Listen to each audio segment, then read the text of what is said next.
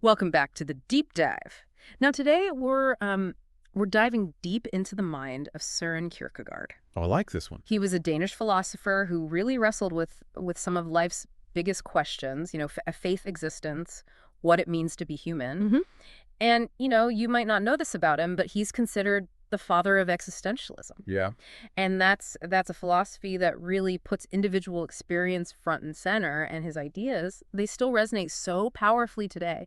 We're talking about those moments when you're wrestling with doubt, facing a tough choice, or just trying to figure out what it all means. Yeah. And we've got a stack of sources here, articles, biographies, even some of Kierkegaard's own writing. Oh, wow. Our mission is to decode his philosophy and see how it applies to, you listening right now. Right. So let's start by setting the scene. Okay.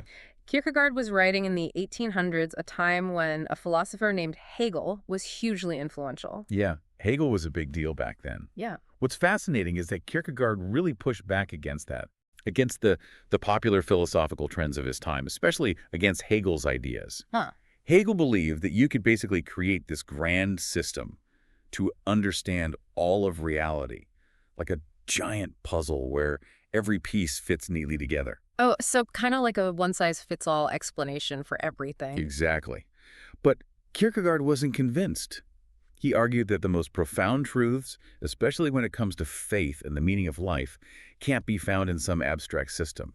He believed they come from our own personal experiences, our individual struggles, and the choices we make. For him, truth was deeply personal. And that kind of leads us to one of Kierkegaard's most well-known ideas. Okay. The leap of faith. Yeah, this is where things get really interesting. Right. Can you unpack that for us a little bit? What did he mean by a leap of faith? Yeah, so for Kierkegaard, believing in God wasn't about checking off a list of logical proofs or, having all this scientific evidence.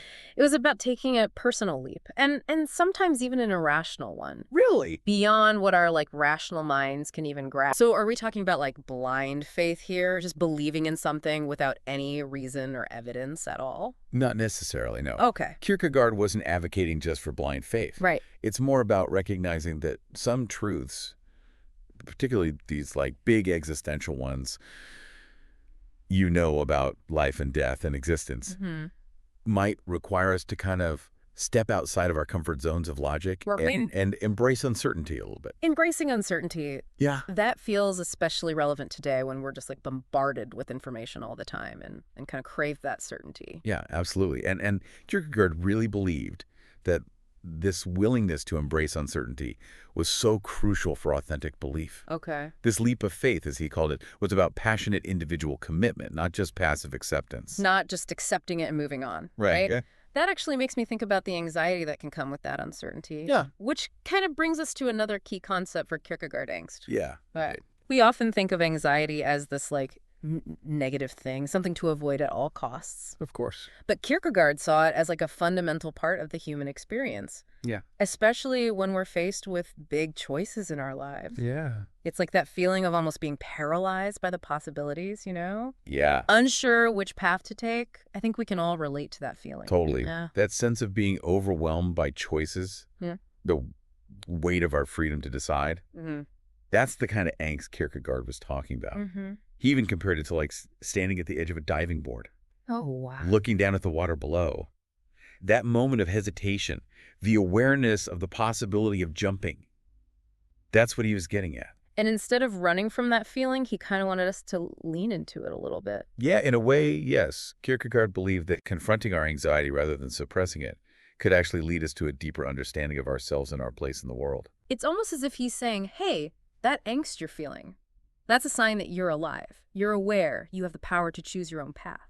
Precisely. Yeah. And those choices, according to Kierkegaard, often play out within different stages of life. Okay. He outlined three: the aesthetic, the ethical, and the religious. Okay, so tell us, what are these stages all about? How do they shape our journey? Okay. So picture the aesthetic stage as kind of being captivated by pleasure, beauty, immediate gratification. Okay. Think of someone who's, constantly chasing the next thrill, the next experience. Yeah. But never finding lasting fulfillment. Yeah.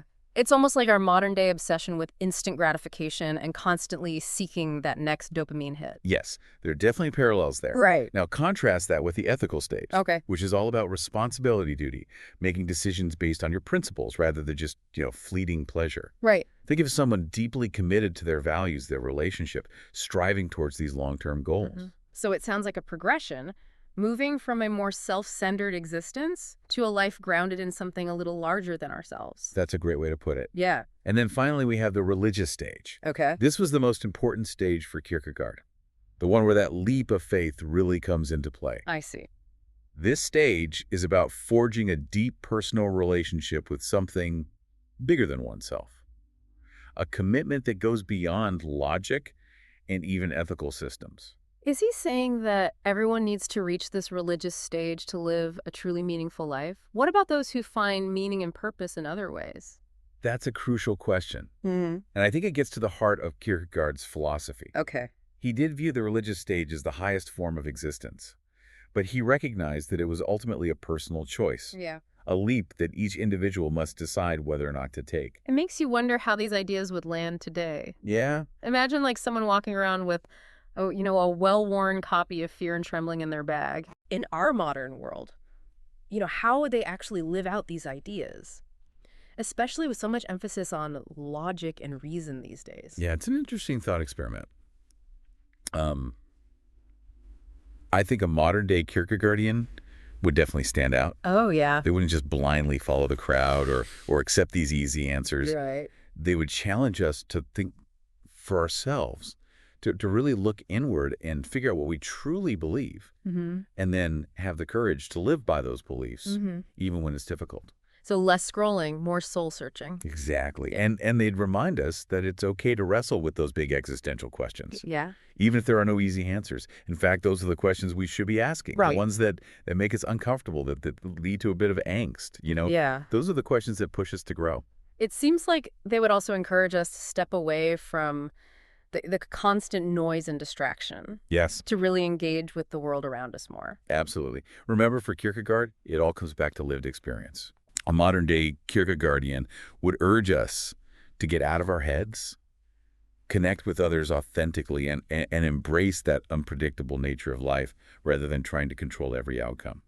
And maybe the most important takeaway here is that taking a leap of faith, Yeah. whether that's in our personal lives, our relationships, our beliefs, it doesn't have to be this reckless jump into the unknown. Right. It can be a courageous step toward a more authentic and meaningful life. Beautifully put. I love that. Well, it seems we've surfaced from our deep dive into the ideas of Soren Kierkegaard, Yeah. but I have a feeling his ideas will stay with us. So as you go about your day, here's something to ponder. What leaps of faith might you be called to make in your own life? What choices require you to move beyond logic, beyond your comfort zone, and embrace that freedom to choose, even with all its uncertainty? Until next time, keep exploring, keep questioning, and keep diving deep.